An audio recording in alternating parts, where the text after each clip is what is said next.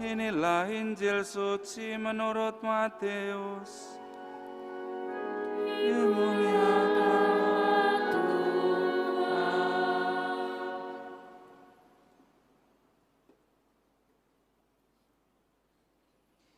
Sekali peristiwa Yesus menyingkir ke daerah Tirus dan Sidon.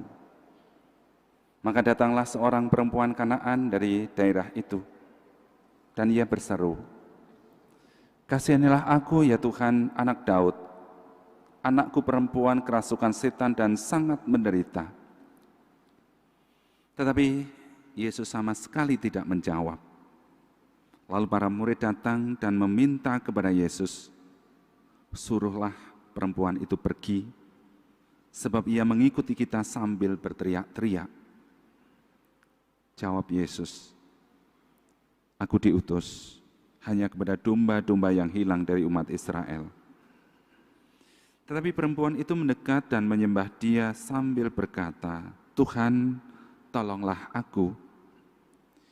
Yesus menjawab, "Tidak patut mengambil roti yang disediakan bagi anak-anak dan melemparkannya kepada anjing."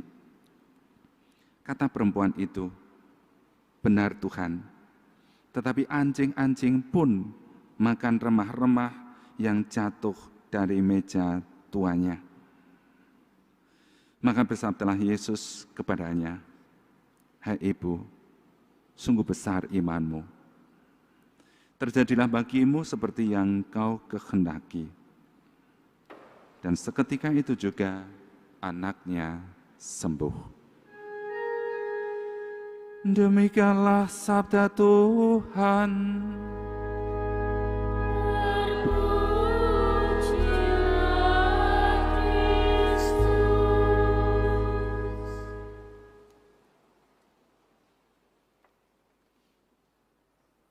Bapak, Ibu, Saudara-saudari yang terkasih dalam Tuhan, semua dari kita mungkin pernah menghadapi suatu persoalan atau masalah.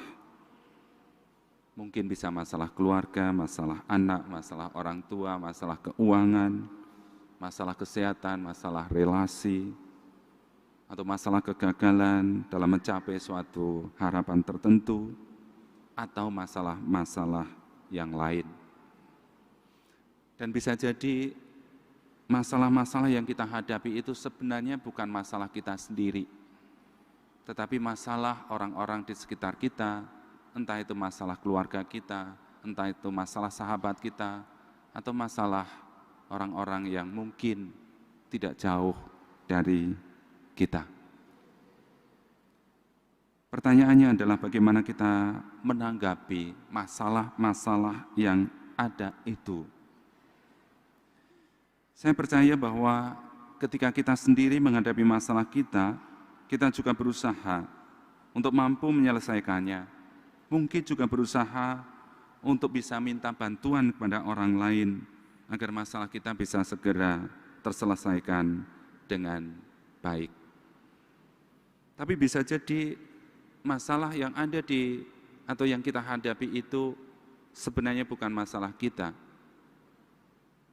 Bacaan hari ini menyadarkan kita semua melalui pengalaman wanita dari Kanaan tadi, pengalaman perjumpaan Yesus dengan dia. Yang pertama, kita diajak bahwa yang dianggap masalah, yang dianggap persoalan, kadang-kadang tidak selalu itu persoalan kita. Kadang-kadang tidak selalu itu persoalan keluarga kita.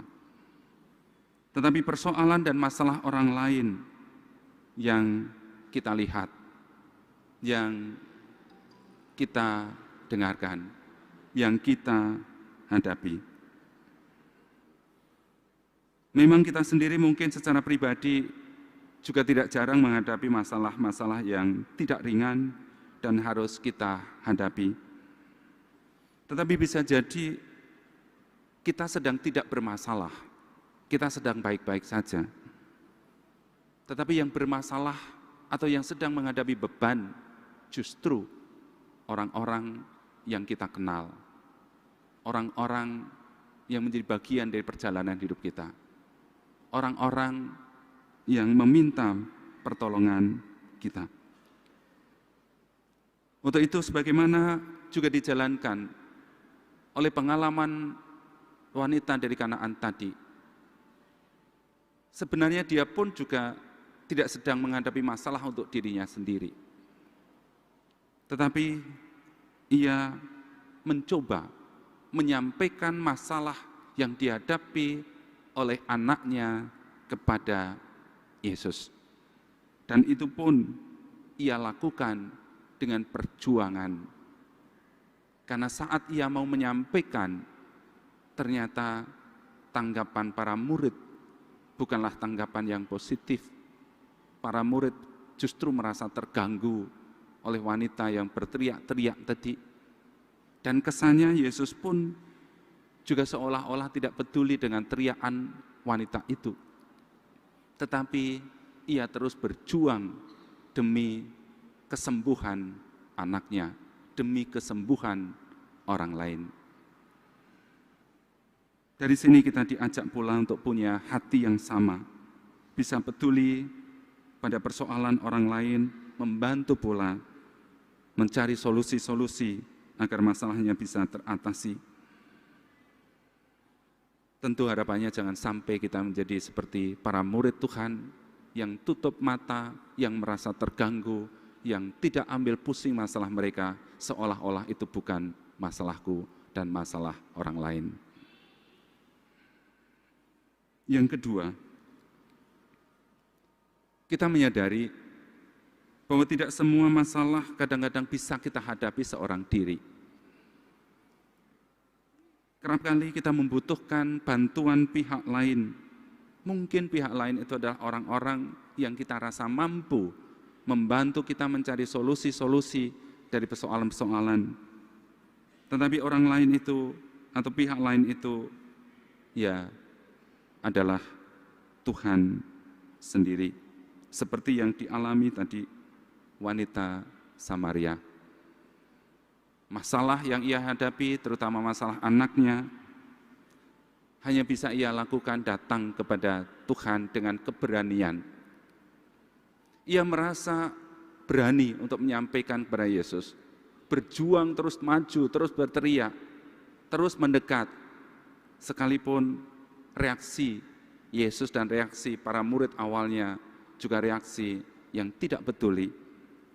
Tetapi iman yang gigih, kemauan yang keras untuk bisa membantu anaknya bisa sembuh, itulah yang mendorong dia untuk terus maju mendekati Yesus. Karena ia yakin di dalam Yesus ada pertolongan. Di dalam Yesus ada mukjizat, maka ia tidak malu ketika harus berteriak-teriak di depan banyak orang karena keinginannya hanya satu, agar anaknya sembuh. Dan memang itulah yang terjadi, anaknya sembuh. Dari sinilah kita belajar satu hal, bahwa iman kita bisa menyelamatkan orang lain. Iman kita tidak hanya menyelamatkan diri kita sendiri. Secara pribadi tentu kita yakin bahwa iman membantu kita menjadi orang-orang yang terselamatkan, menjadi orang-orang yang penuh berkat. Tetapi hari ini, belajar dari wanita Kanaan, kita diteguhkan bahwa iman kita, iman Anda bisa membantu orang lain memperoleh rahmat, memperoleh keselamatan, memperoleh pertolongan. Maka kita semua diajak agar iman yang kita miliki dan kita hidupi ini bisa menjadi sarana atau jalan keselamatan, bukan hanya kita sendiri, tetapi juga saluran keselamatan orang lain. Iman kita bisa membuat kita mudah peka terhadap keadaan di sekitar kita. Iman kita mudah tergerak melihat keadaan orang tertentu, mungkin membutuhkan uluran, mungkin membutuhkan perhatian, mungkin membutuhkan kedekatan, mungkin pula membutuhkan campur tangan kita. Iman kita juga bisa mendorong kita untuk bisa membantu orang lain. Mungkin salah satu yang bisa kita usahakan adalah mendoakan orang lain. Ada banyak orang yang sembuh atau berhasil atau mendapatkan jalan keluar dari persoalan-persoalan hidupnya itu karena didoakan oleh begitu banyak orang. Maka dalam hal ini kita perlu belajar menjadi pendoa bagi orang lain, entah mereka meminta atau tidak. Kita mencoba belajar menyediakan waktu untuk mendoakan mereka, apalagi ketika mereka itu meminta. Seringkali ada orang-orang terdekat kita minta, Romo doakan saya, Romo bantu saya. Tetapi tidak jarang kadang-kadang permintaan-permintaan itu diterima ringan, sehingga sekedar kesannya kadang-kadang basa-basi. Padahal sebenarnya pertolongan dan kerinduan itu sungguh-sungguh diharapkan. Mungkin kepada Bapak Ibu pun atau adik-adik juga tidak sedikit ada teman, ada sahabat, ada sesama kita, kenalan kita minta didoakan. Kita percaya bahwa iman kita bisa menyelamatkan, bisa membantu orang lain. Sebagaimana ada kisah bijak. Ada seorang bernama Abu Tayyib. Dia setiap malam senantiasa mendoakan 300 keluarga, saudara dan juga sahabatnya. Ia bahkan memiliki catatan-catatan terkait dengan nama-nama orang-orang yang ia doakan. Pada suatu malam, Abu Tayyib ini lupa mendoakan seseorang dari daftarnya tersebut. Ia lantas dibangunkan oleh sebuah mimpi dan kemudian teringat bahwa ada orang yang lupa ia doakan. Maka Abu Tayyib segera mendoakan orang tersebut dan baru sesudah itu ia pergi tidur setelah mendoakannya. Saudara-saudari yang terkasih, dari Abu Tayyib ini kita belajar. Ia meyakini betul bahwa doa kita itu bisa membantu orang lain. Tetapi ia juga percaya betul bahwa kebiasaan mendoakan orang lain itu membuat dalam dirinya ada keikhlasan-keikhlasan hati untuk bisa melihat kebahagiaan orang lain, untuk bisa melihat rahmat yang diterima oleh orang lain.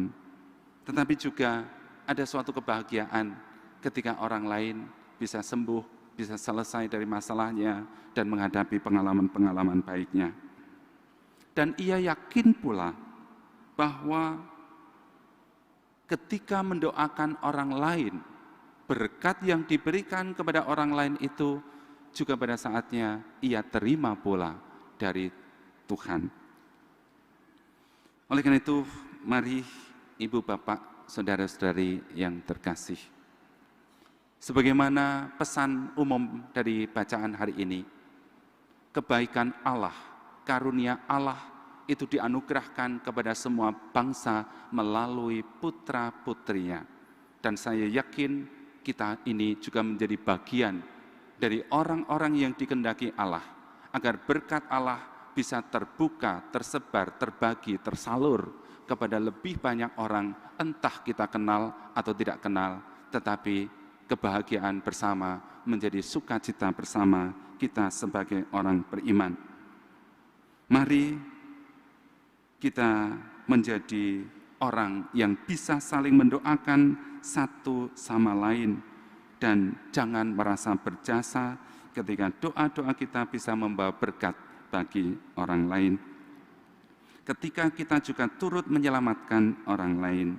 Dan inilah teladan baik yang bisa kita ikuti atau kita teruskan dari pengalaman wanita Kanaan tadi, berdoa untuk kebaikan orang lain sekalipun mungkin kita juga sedang membutuhkan pertolongan. Mari kita sejenak mohon rahmat, dan dalam keheningan hati mungkin ada orang-orang yang membutuhkan doa-doa kita.